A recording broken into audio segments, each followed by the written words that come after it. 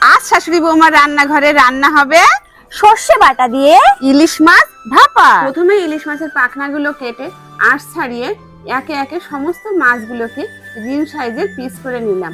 তারপরে মাছগুলোকে পরিষ্কার করে ধুয়ে নেব। সমস্ত উপকরণগুলো রেডি করে নিয়েছি।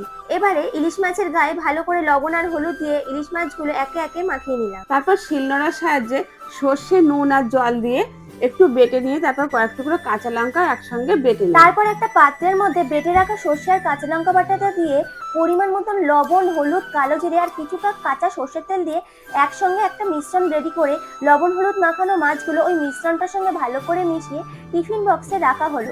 তারপর বাকি যে মিশ্রণটা আছে সেটা ঢেলে দিয়ে ওই বাটিটার মধ্যে সামান্য একটু জল দিয়ে জলটা ঢেলে দেওয়া হলো। তারপর ওপর থেকে একটা চেরা কাঁচা লঙ্কা, কিছুটা কাঁচা সর্ষের তেল দিয়ে ঢাকা দিয়ে দেওয়া হলো। এবার স্ট্যান্ডের মধ্যে টিফিন বক্সটা বসিয়ে দিয়ে ঢাকা দেওয়া হলো। বাস রেডি আমাদের ইলিশ মাছ ভাপা। চলো এবার শাশুড়ি মাকে টেস্ট করানো যাক। কেমন, ভালো তো?